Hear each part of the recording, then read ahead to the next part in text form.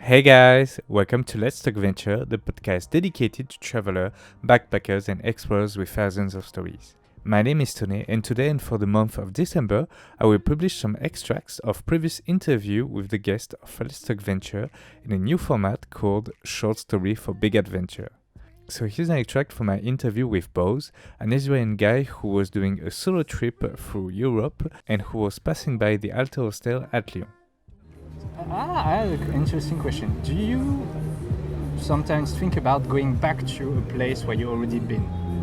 Oh, yes. Okay. It's actually a really good question, Yes. you know, because during this entire trip, because I only have a month, Yeah. I'm like thinking about it all the time, like constantly, because Yeah. I spend like a day or two. I've only been 2 days in Chamonix, and for me, it's like not enough. I'm definitely going to go back. Yeah. But then again, I think of all the other places I want to visit, and I'm like, okay, should I go back to a place I've been to?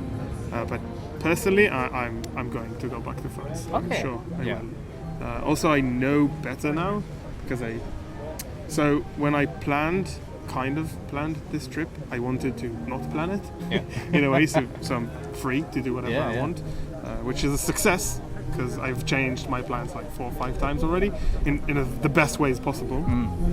But at the same time, when you don't plan anything, then you also have this looming feeling of maybe you're not experiencing the full experience of the place. Yeah. So like perhaps if I read more about it, I would know like some more cool Yeah. places or cool things. But it's the charm, I think, of doing this kind of experience in a random way. Like you have opportunities and you have failure, indeed. But like it depends where you tend to see the glasses. If you see the glass full Yeah. or more full or half empty, it's just a point of view of that. And if you just focus on saying this thing, it wasn't touristy, it wasn't exceptional, but it was an amazing experience to That's what I love. Yes. That's what I also love about solo traveling is that sometimes like the most basic things could have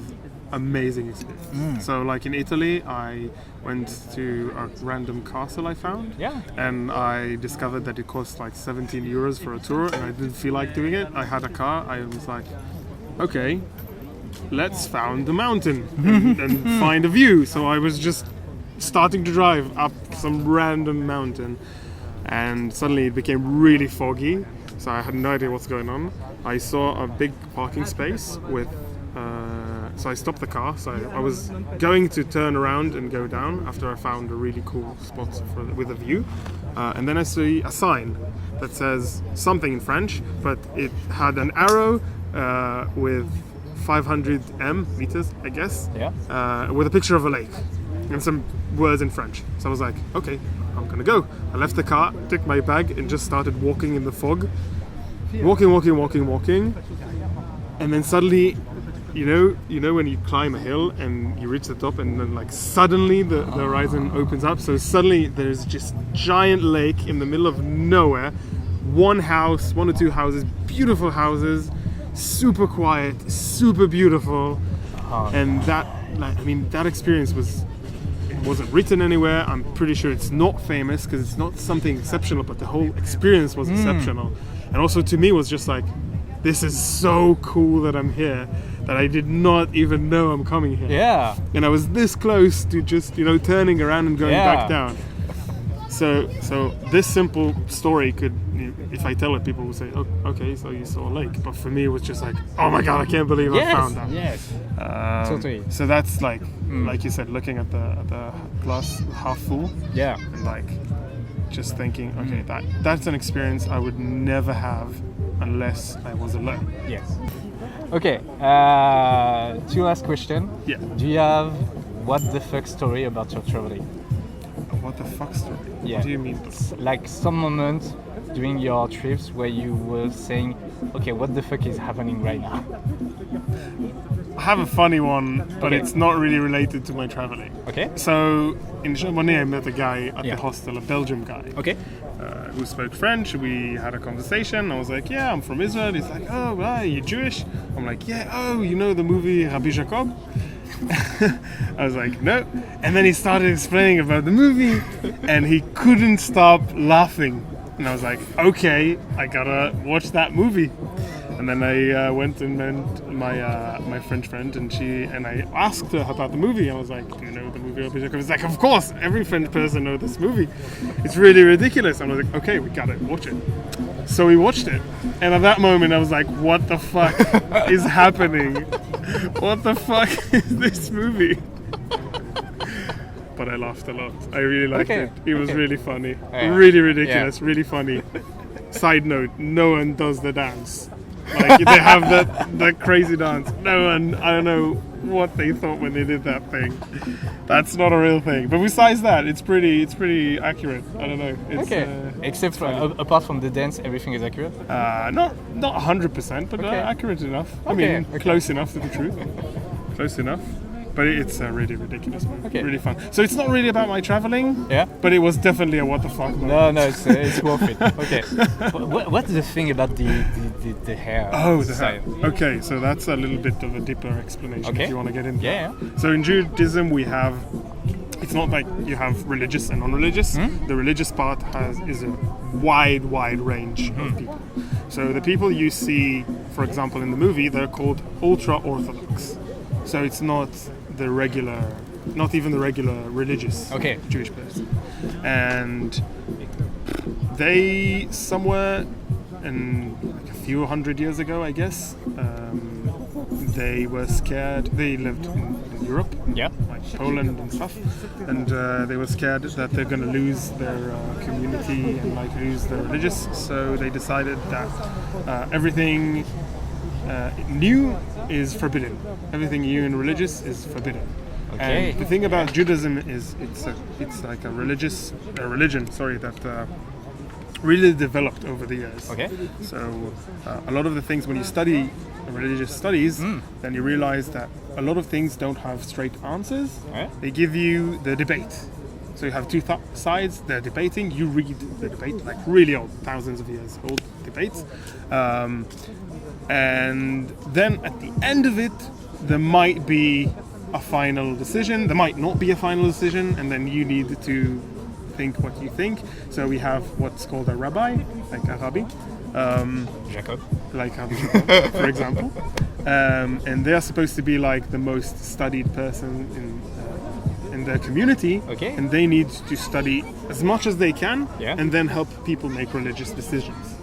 So in the ultra-Orthodox community, it became even more extreme, where rabbis were basically these godly figures. And you can see it in the movies, like they touch him and he's the most important person and they ask him questions about everything and he gives blessings about everything. So they took it to an extreme level. So it's not only religious, it's also cultural. It's also the community aspect of it. And even in the explanation I give right now, people might say, oh, he's talking bullshit, because it's really super complicated. And even in the ultra-Orthodox community, they have sub-communities that are different from each other and they disagree on certain things. And they kept the clothing, like clothes, the black thing, and also the, what's called a peot. That's what it's called. The curly thing. What's the deal with that? Honestly, I'm not sure. I don't know. It's actually pretty gross, because the way they do it is they like take saliva and then like do the like they round them up. They round them up. I don't know if it makes sense for someone who's listening and not seeing it, but it's not the best. Yeah, doing a kind of curly movement that girls do with their hair, but they do that just with their rooflacket. Is the name of this part, like where you grow big here, but you cut it just before. The guy, I don't know if you met, you will meet Sam at the hostel. He has rooflacket, really big rooflacket, which is kind of funny. But I don't think he puts saliva. Outdated. Yeah, I don't think he puts saliva on this. I don't know if everyone does it, but like that's the joke that they're doing that. And they're very close communities, and the rest of like the religious stuff is so like kind of accurate. So let's say there's a scene.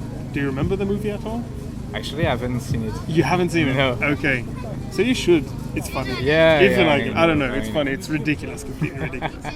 they have some accurate. Yeah, but I feel like it's the kind of movie where you have to watch it with other people to laugh about it. Yeah, rather definitely. than in the town where I live, I just live there for walk. I have colleagues, but it's not friends. And when I want to see them, it's usually for going to hike or doing sports. So it's a kind of weird way to say, you want to come to my place and watch Rabbi Jacob.